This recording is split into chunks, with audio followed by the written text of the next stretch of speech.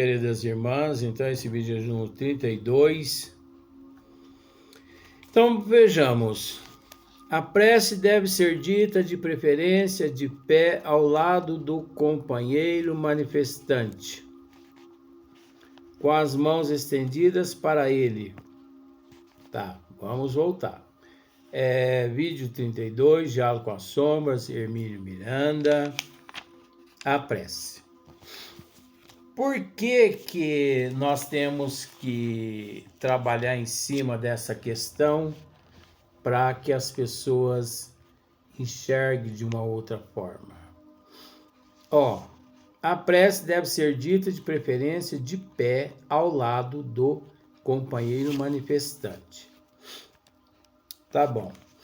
Eu já tive a oportunidade de ver, de conhecer, várias casas espíritas no Brasil, onde os doutrinadores, eles eram portadores de deficiências dos membros inferiores, as pernas,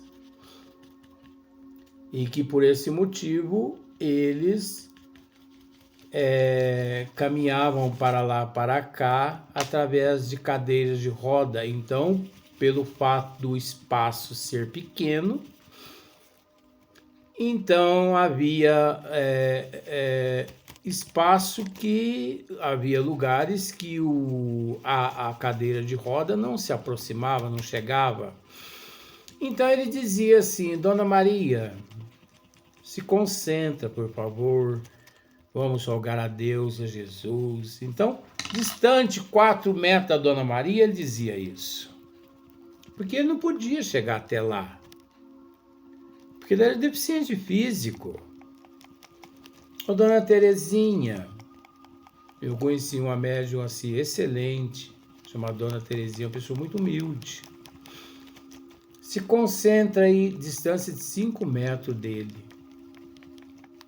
Então, isso aqui é muito relativo, é muito complexo, não tem muito fundamento, não. Sabe, cada casa espírita tem o teu costume, mas é preciso entender que são poucas as casas que se comportam e fazem espiritismo de acordo com Kardec. A maioria fazem espiritismo por conta própria. Esta é a realidade. Por isso que muitas pessoas, eu sei, por isso que muitas pessoas não aceitam nossos trabalhos. Porque você observa, nós chegamos a um patamar de 6.200 vídeos instrutivos de tudo quanto é assunto dentro da doutrina espírita, e nós temos 300 e poucos inscritos. Nós não estamos aqui em busca de likes, mas é uma vergonha para o próprio espírita, para as pessoas que estão perdendo a oportunidade de se instruírem, porque nós não estamos cobrando nada. Nós não estamos cobrando nada, pedindo nada, nós não pedimos nem que você curta o nosso vídeo. Fique na consciência de cada um.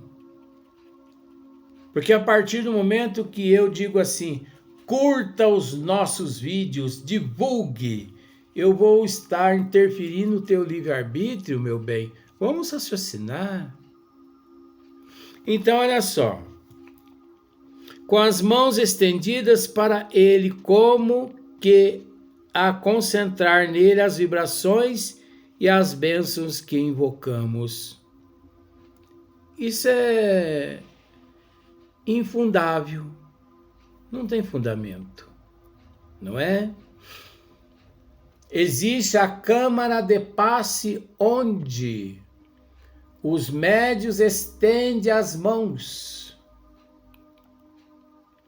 Mas eu conheço médios que eles aplicam passes através do sopro,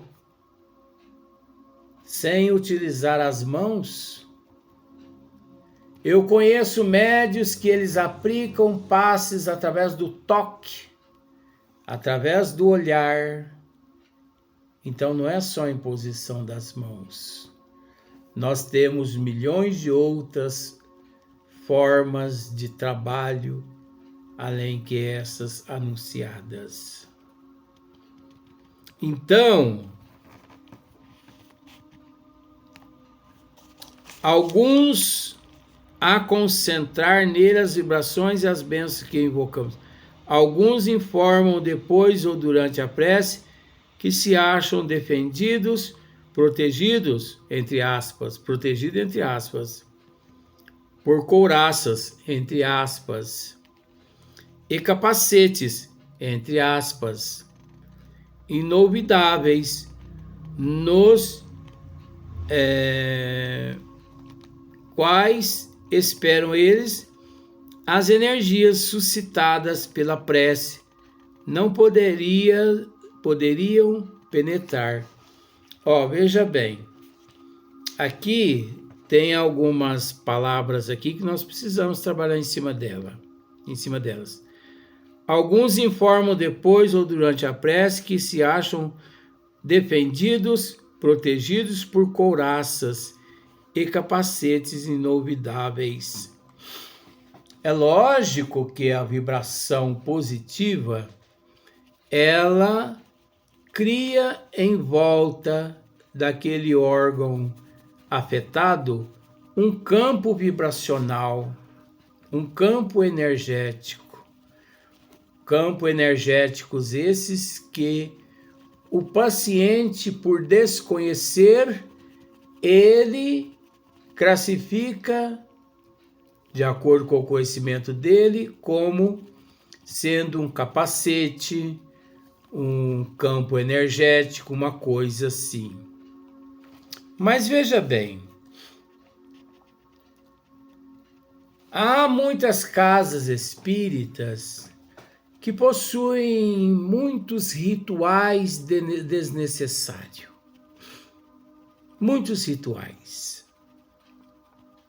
Um deles, a corrente. A corrente.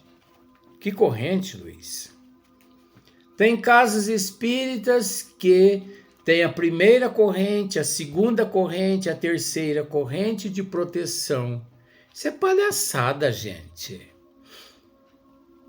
A corrente que existe entre os trabalhadores chama-se a corrente do amor. Você entendeu?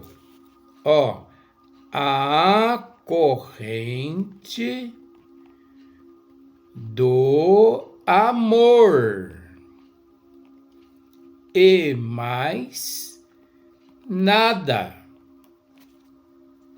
Não existe outros tipos de corrente. Mas nas obras de André Luiz nos é esclarecido assim, para que analisássemos a não importância desse ritual. Para quê? Um dia fui receber um passe, já disse isso. Um médium me colocou com as mãos para cima, pediu que eu tirasse o sapato, eu tirei. Sabe lá? E ele estava descalço, vestido de branco, com os colares no pescoço. Eu fiquei olhando aquilo. E para que serve, será? E ele começou tec. Bom, agora já está limpo. Eu perguntei para ele assim, meu amigo, está limpo o quê? O teu corpo astral. Eu falei, mas por que essa mão para cima? Ele falou, porque só recebemos de Deus quando nos encontramos com a mão para cima. E os pés?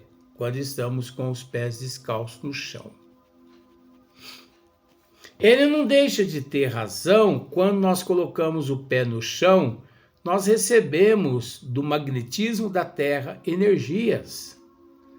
Mas, gente, você acha que o magnetismo, ele não sobrepõe a barreira do sapato? Pelo amor de Deus, gente. Pelo amor de Deus. Tem pessoas que fecham as portas para que os espíritos sofredores não entram. Meu bem, eu vou te dizer uma coisa. Os espíritos sofredores e os benfeitores espirituais, eles não entram em nosso lar pelas portas da casa física, e sim pelas portas da casa psíquica. Esse é o caminho dos espíritos. Você pode encontrar-se dentro de um cofre. Aqui espírito nenhum não entra. Mas se a tua mente psíquica estiver aberta, a alma psíquica estiver aberta, ali você tem um demônio mitológico com você ou a providência divina. Então essa questão de couraças, capacetes inovidáveis, porque espero eles, as energias suscitadas pela prece não poderiam penetrar. Dirija a sua prece a Deus, Hermínio dizendo, a Jesus ou a Maria, pedindo ajuda para o companheiro que sofre. Se já dispõe de alguma formação sobre ele, fale, especialmente de seu problema, como um intermediário entre ele e os poderes supremos que nos orientam e a amparam. Eles se esqueceram às vezes por séculos e até milênios de que esses canais de acesso estão abertos também a eles. É preciso orar uns pelos outros. Nós precisamos orar uns pelos outros e não uns para os outros. É diferente. Quando eu digo vou orar para você, te isenta você de responsabilidade. Te isenta de você de responsabilidade, meu bem. Você não precisa orar a partir daquele momento mais, porque eu já oro para você. Eu sou responsável pela tua vida aqui na Terra, materialmente e espiritualmente, para você. Agora, quando eu digo vou rogar a Deus por você, é diferente. Chega em você eflúvios divino. Chega. Aí você pode me dizer, Luiz, mas Deus, a inteligência suprema, causa primeira de todas as coisas. Ele tudo sabe. Ele tudo sabe, meu bem. Mas nós não podemos nos esquecer que somos seres dotados do livre-arbítrio relativo. E que por esse fato, Deus não se detém onde nós nos detemos. Jesus, muito menos, Bezerra e Eurípides, muito menos.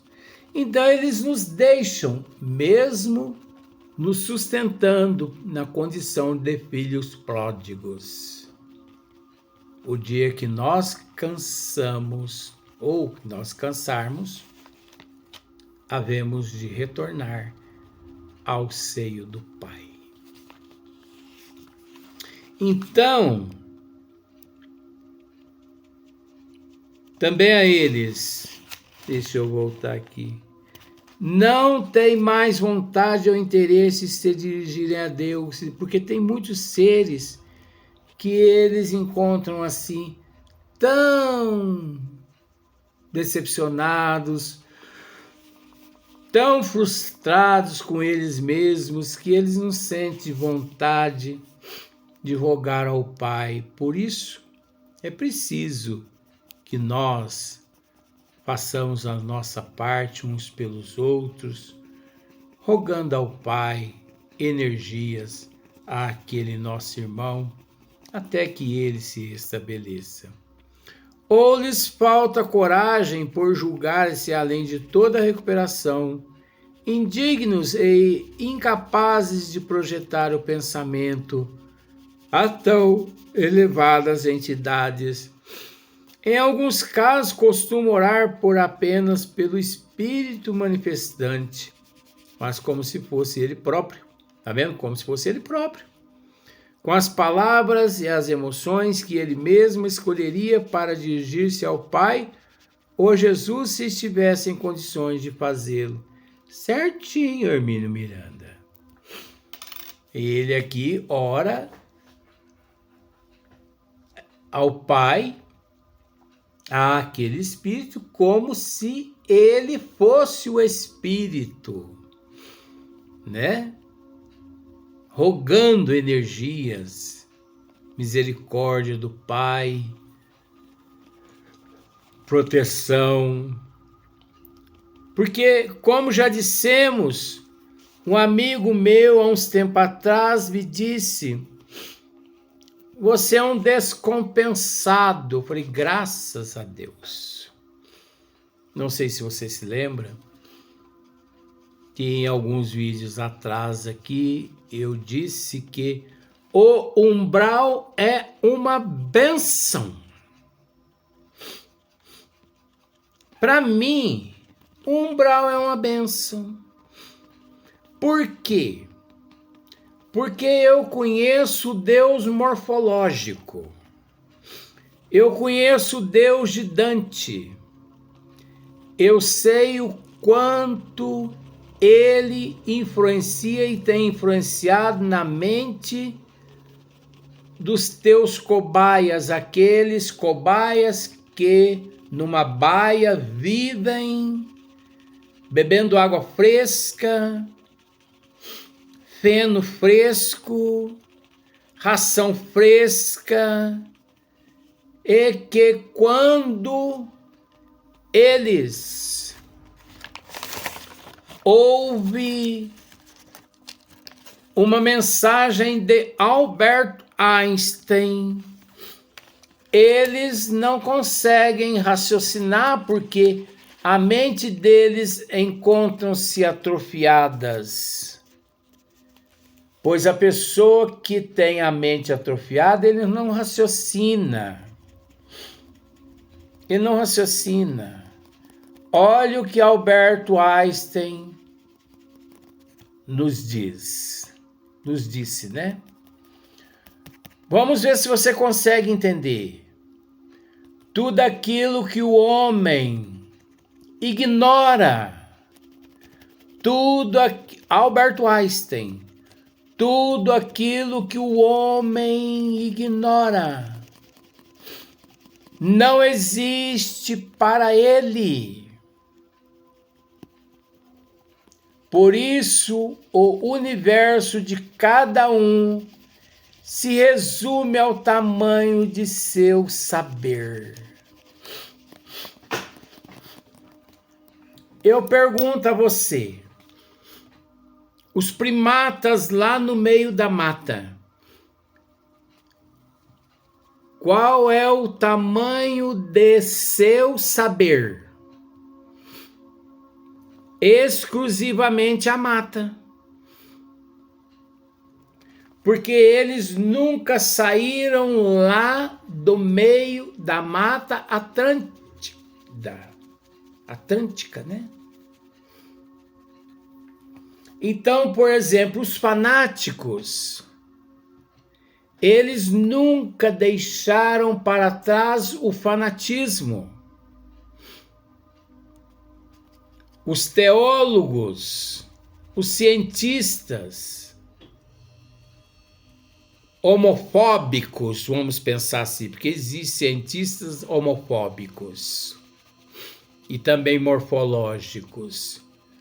Se nós temos, na atualidade, o Deus morfológico de Dante, esse Deus morfológico, esse Deus cruel, esse Deus assassino, que incentivou Noé a matar milhões de pessoas, porque ele foi tão covarde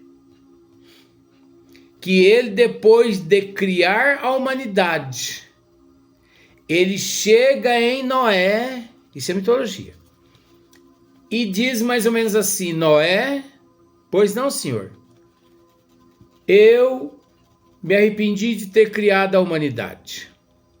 Sim, senhor, pois eu queria que você fizesse uma arca, mitologia, tá?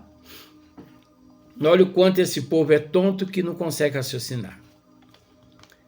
E colocasse um casal de todos os seres que existem na terra dentro dessa arca. Fecha as portas, porque choverá 40 dias, 40 noites. Deus transformou Noé, no maior assassino. Qual filho que pede pão a um pai, que esse pai lhe dá veneno para satisfazer a tua fome, saciar a tua fome, a tua sede? Noé se tornou um dos maiores assassinos porque Deus o transformou. Abel e Caim, Deus cria ali aquele monumento que era Eva, mas proibiu ele de tocar na maçã. Ou então por que fez? Deus morfológico é o responsável pela carbamazepina, Rivotril, enfim, fluoxetina, porque Adão era depressivo, ele estava a ponto de se suicidar, porque ele via todos os animais no paraíso praticando amor, e ele ali. Deus, temendo a fúria de Noé, de Adão, espera Adão dormir e retira a costela de Adão e fabrica Eva. Engraçado que a fisiologia não encontrou no homem onde foi que Deus retirou essa costela. Porque nós temos todas as costelas em dia. Quando Adão acorda, ele leva um susto, porque ele vê aquela deusa ao lado dele, esposa, né? Mas Deus aparece enfurecido: não toque na maçã. Se comeres da maçã, ó, a outra lei, ó, contra a lei, ó, serão despedidos, tocados do paraíso, onde vocês sobreviverão com o próprio suor de seus rostos. Ora, o progresso faz parte do trabalho, e o trabalho faz parte do progresso. Tudo evolui através do trabalho. O trabalho é o responsável pelo progresso aqui na Terra. Que Deus é esse que não sabia disso? Tudo bem, tem dois irmãos lá que eu esqueço quem é que matou Abel, matou Caim, não sei. Mas não existia só os 4. Abel, Caim, Adão e Eva. Tá bom. E tinha outro lá que era o 7. Deus vem e expulsa. Cadê Abel? Cadê Caim? Deus não sabia? Deus não era onisciente, onipresente, onipotente? Que Deus é esse, gente? Isso é um demônio. Tá bom. Aquele que matou foi expulso para uma terra distante. Lá ele encontrou uma esposa, esposou, casou e fez grande família. Mas que família é essa? Ele casou com quem? Com a macaca? Vamos acordar, gente.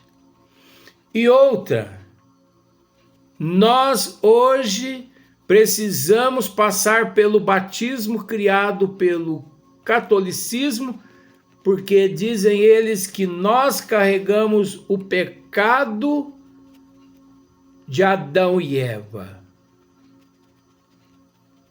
Eu não estava lá para poder arcar com as responsabilidades do crime que eles cometeram. E outra coisa, esse pecado deixa de existir. Por quê? Porque para o catolicismo, a alma é criada no momento que a criança nasce. Então, quando há ali o parto, que a criança chora, é o momento que Deus introduz a alma ali, aquele espírito. Então, significa que aquela alma é pura. Aquela alma não tem pecado. Então, que pecado há naquela alma ali? Ela herdou o que dos pais? Se ela acabou de ser criada pelo pai.